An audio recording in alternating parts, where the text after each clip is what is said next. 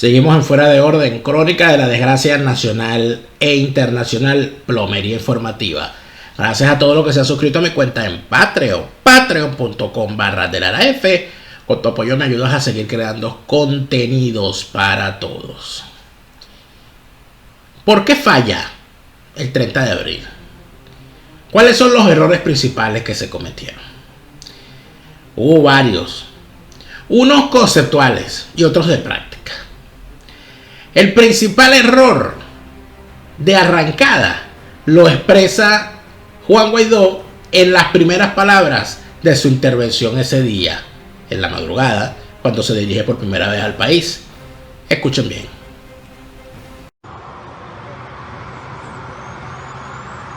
Pueblo de Venezuela, muy buenos días. Como ustedes saben, nuestra lucha ha estado siempre enmarcada en la Constitución, en la lucha no violenta, en trabajar por el prójimo, en salvar vidas, en trabajar por los más vulnerables, en atender a nuestras familias, en construir capacidades en el marco siempre de nuestra Constitución. Ese es el error de arrancada. Reivindicar la Constitución chavista. Esa Constitución es una Constitución chavista, hecha por Chávez a su imagen y semejanza, y cuando le quedó pequeña la mandó a rehacer. Y como se murió Chávez, en este momento están haciendo otra Constitución para ponerla a la medida del régimen que el tipo construyó. Si tú de verdad eres un opositor genuino, no puedes invocar la Constitución del 99 para sacar al régimen que se hizo esa Constitución a su medida. Ya ese es un error de arrancada, un error completa y absolutamente claro, conceptual. Eso, sin duda alguna, es lo que en principio puede verse como la gran equivocación. El segundo asunto es el factor sorpresa y el factor comunicaciones, que es capital a la hora de una acción de esta naturaleza. Con el tiempo nos enteramos de que el golpe que se estaba preparando para que fuese el 1 de mayo había sido develado ya, había estado infiltrado. Y normalmente los conspiradores, cuando tienen una conspiración, valga la redundancia, montada, y es develada o es atrapado a alguno de los suyos, lo que normalmente se hace es acelerar las acciones, no retrasarlas.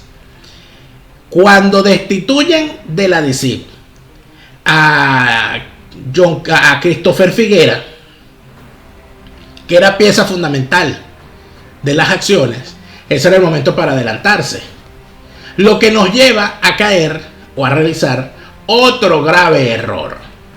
¿Cuál es el otro grave error? El haber confiado en militares chavistas. Se pusieron a confiar en Christopher Figuera, y Christopher Figuera lo único que estaba haciendo era buscar su propia salvación, vendiendo la idea de que él controlaba a Padrino y a todo el mundo, que él los había convencido a todos, a Padrino, Michael Moreno, etc.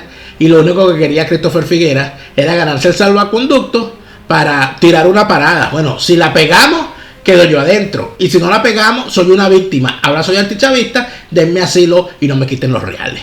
Ni me vayan a juzgar por crímenes de lesa humanidad. Eso evidentemente muestra de qué estaba hecho en el fondo la intención de esa acción de Juan Guaidó.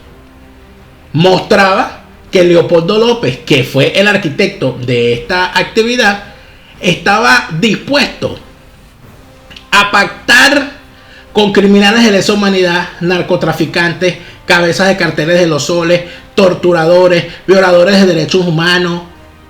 No importa quién fuese, siempre y cuando eso lo ayudara a llegar al poder. Porque es evidente que si Leopoldo López estaba detrás de Juan Guaidó, en el famoso video que vimos a las primeras horas de la madrugada en Venezuela, es lógico que Leopoldo López es el que quiere llegar a la presidencia. Antes o después de Guaidó, no sabemos, pero de que está preparándose para eso en su mente, evidentemente lo está. He allí los errores principales, pero hay un error que desde mi punto de vista costó carísimo, muy caro, cuando se hacen las sumas y las restas, que es el error de las comunicaciones.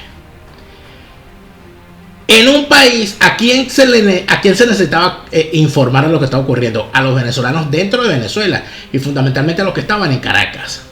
Para eso había que usar las herramientas del caso para que se enteraran de lo que estaba pasando. Y usted dirá, bueno, pero lo sacó por Periscope, lo sacó por YouTube, lo sacó BPI y lo sacó no sé quién, no sé quiéncito y lo sacaron por Instagram. Pero el problema es que en Venezuela, con la calidad del internet que hay, evidentemente la gente podría no haber visto ese mensaje porque no tiene megas, porque le tumbaron el internet, etcétera. No era lógico entonces salir y decir lo que estaba ocurriendo o lo que querían hacer a través de la radio, de la señal abierta de una emisora que se atreviera. La única emisora en Venezuela que desde la primera hora estaba diciéndole al país lo que estaba ocurriendo frente a la base La Carlota era Radio Caracas. ¿Y qué pasó? Que a primera hora, cuando se le pide una entrevista al señor Juan Guaidó, terminó ocurriendo esto. Adelante. Los militares, nuestra guardia. Y aquí estamos cerca de nuestro presidente Juan Guaidó. Mariela, Presidente, ¿tiene a Guaidó al lado? Sí, ¿Tiene a Guaidó? Póngame por favor a Guaidó, puede ser. RCR. Guaidó, buenos días. Necesitamos convocar a la gente. Está hablando con los militares y estamos aquí en las calles conociendo a nuestro presidente Juan Guaidó.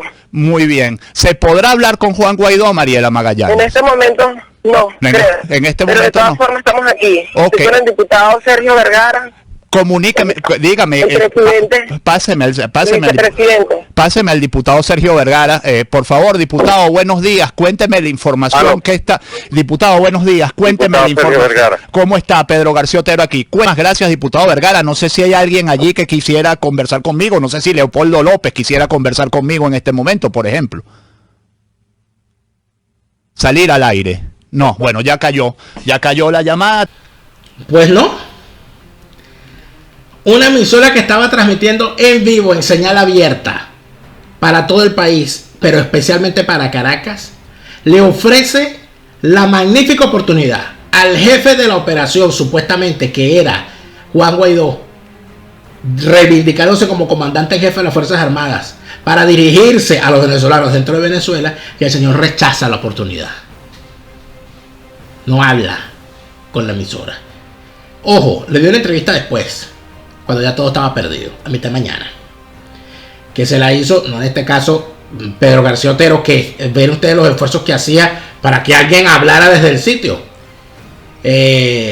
sino que se la dio finalmente, o se logró contactar en el momento en que se encontraba al aire en el operativo especial la amiga y colega María Alejandra Trujillo.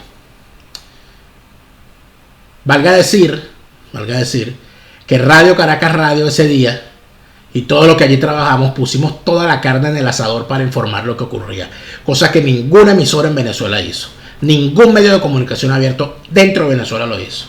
Radio Caracas lo hizo y el régimen castigó el atrevimiento cerrando la emisora en su señal abierta. Hoy estamos solamente a través de YouTube y de otras herramientas de internet por la labor de informar. Yo diría además, y lo tenía anotado aquí, que el otro error grave fue haberse dirigido a La Carlota. ¿Por qué para La Carlota? ¿Qué había en La Carlota de importancia para que Juan Guaidó se fuese para allá con unos militares y concentrara ahí la acción de reivindicación de su condición de comandante en jefe de las Fuerzas Armadas? Mira, nunca lo sabremos, pero vamos a analizar un poco qué hay en La Carlota. En La Carlota hay un aeropuerto. En La Carlota está el edificio de la comandante de la Fuerza Aérea. En La Carlota hay unos cuantos helicópteros y otros tipos de aeronaves. Pero en La Carlota no hay un armamento de gran envergadura. La Carlota no es Fuerte Tiuna. Y evidentemente, desde el punto de vista simbólico, tampoco es La Carlota un fuerte militar de mayor importancia. ¿Por qué no se fueron a otros sitios? ¿Por qué concentraron allí su acción? ¿Por miedo? ¿Por facilidad? ¿Por pantallar? ¿Porque tenían algo previsto en La Carlota que al final no se dio? porque todo fue un fake, quién sabe. Pero finalmente, yo creo que hay dos grandes errores en todo esto. El primer gran error es que a la cabeza de este movimiento estuviese Leopoldo López, porque Leopoldo López es un fracaso que camina. Leopoldo López, donde está, fracasa. Leopoldo López es un fallido, y eso está claro. En segundo lugar, es haberse montado en la idea de que ese liderazgo político tiene algún ascendente sobre los militares. Los militares que le van a estar parando bola a Juan Guaidó, que ni siquiera se gobierna él mismo, sino que tiene puesto detrás a Leopoldo, que tampoco manda, ni tiene donde mando. Es evidente que esta gente no tiene ascendencia sobre estos militares. Se buscaron unos militares que tampoco tienen ascendencia, porque los esbirros siempre son esbirros. Eso es algo que pareciera que no entienden. Los esbirros siempre son esbirros. Es decir, la gente ve al esbirro, al torturador, al asesino, al sicario, aunque tenga un uniforme de una fuerza, siempre lo ve como esbirro, como sicario, como asesino y como torturador. Ese no tiene ascendente. Él hace un trabajo incómodo y en su contra tendrá eternamente el desprecio hasta de sus propios compañeros. Eso es así. No lo sabía Juan Guaidó, ni lo sabían Leopoldo tampoco, porque lamentablemente el encierro le dio para leerse. O sea que Leopoldo se leyó El Principito y creía que se estaba leyendo a Maquiavelo. Entonces él, en vez de aplicar las técnicas del Príncipe de Maquiavelo, aplica las técnicas del Principito de Antoine de Saint-Exupéry. Esos son los politiqueros que tenemos. Un año después, ¿qué nos queda? Un año después tenemos a Radio Caracas, Radio cerrada. Un año después tenemos a la gente completamente convencida de que no hay manera de realizar acciones dentro de Venezuela contando con ese liderazgo político sin que haya un respaldo internacional. Si pudiésemos analizar el asunto, deberíamos decir que hasta el gobierno de los Estados Unidos tomó medidas luego de esa chapuza, pues es obvio que la caída del embajador John Bolton, quien era uno de los patrocinantes, según él mismo lo dijo, de esta salida planteada el 30 de abril, su salida del gobierno de Donald Trump evidentemente está vinculado a los errores cometidos durante esta operación. La pregunta que yo hago es: la oposición falsaria, prostibularia y narcocomplaciente, esa en la que todavía alguna gente cree, ¿ha hecho un mea culpa sobre esa acción? ¿Le ha quitado control y poder a los que cometieron los errores? ¿Ha enmendado el camino? ¿Ha buscado soluciones alternas? ¿Ha planteado nuevas rutas que conduzcan a la salida definitiva del régimen?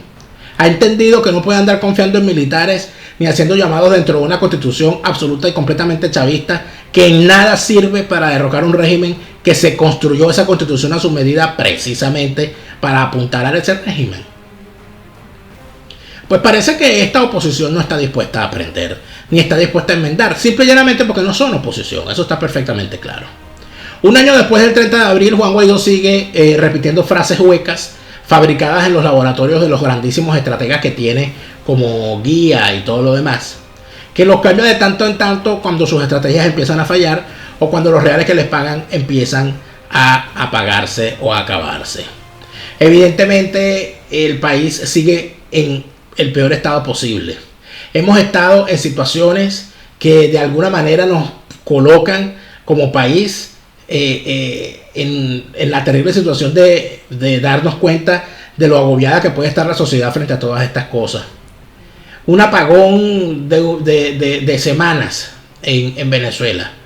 Una situación gravísima por la falta de combustible. El problema de la pandemia. Y el problema del hambre. Y el problema de la falta de efectivo. El problema de la dolarización y todo lo demás se ha acelerado durante este año. Los que decían que iban a sacar sí o sí en 48 horas, y el que entendió al régimen del poder, siguen allí prometiendo las mismas estupideces.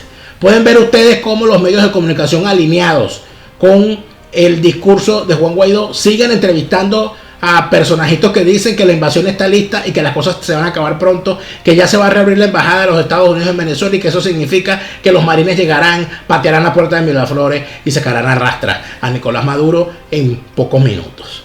Siguen vendiéndole humo a la gente. siguen viéndole cara de poseta a la gente.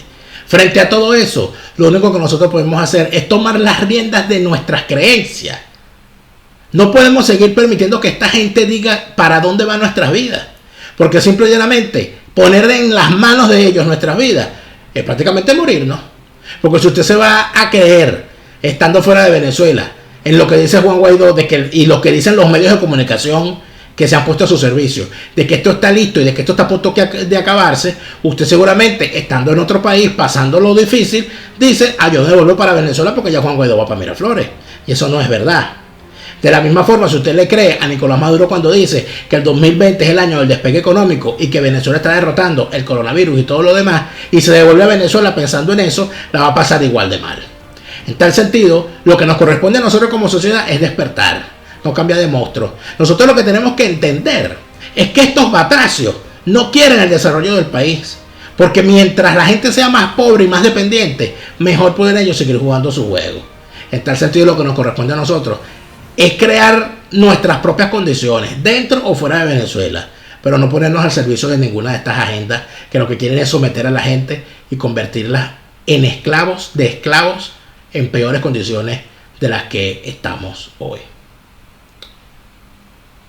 El que no va a poder seguir siendo esclavo de Chávez porque se murió, y eso está perfectamente claro y no volverá.